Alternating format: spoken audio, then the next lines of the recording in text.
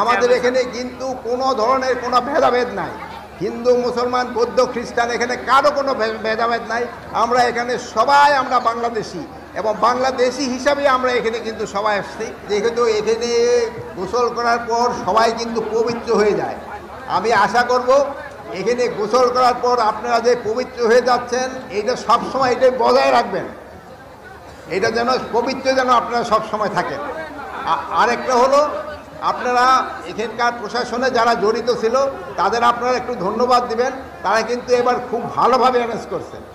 আরেকটা জিনিস হলো একটা ভালো খবর হলো যে এবার নদীর পানিটাও কিন্তু সবচেয়ে ভালো ছিল, অন্যান্য বারের তুলনায় এবার নদীর পানিটাও কিন্তু ভালো ছিল এবং এবার পুণ্যার্থীও কিন্তু সংখ্যা অন্যান্য বারের থেকে অনেক বেশি।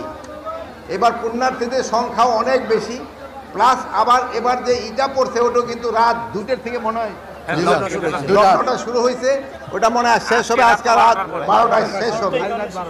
এই সময় যে আপনারা সবাই খুব ধৈর্য ধরে আপনারা সবাই এই পুণ্য স্নানটা করে নেবেন, সবাই ধৈর্য ধরে করবেন এবং আমাদের সব ব্যবস্থা আছে এখানে, কোস্টগার্ড, তারপরে পুলিশের যে নৌ পুলিশ, সেনাবাহিনী, আমার অন্যান্য আইন শৃঙ্খলা বাহিনী, আনসার, ম্যাজিস্ট্রেট সবাই কিন্তু এখানে আছে।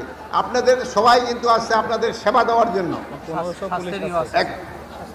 এবং স্বাস্থ্য সেবার জন্য এখানে সিভিল সার্জনও আছে।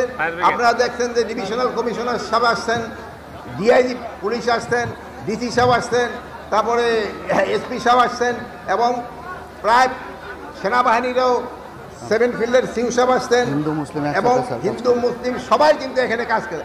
আমাদের এখানে কিন্তু কোনো ধরনের কোনো ভেদাভেদ নাই। হিন্দু, মুসলমান, বৌদ্ধ, খ্রিস্টান এখানে কারো কোনো ভেদাভেদ নাই।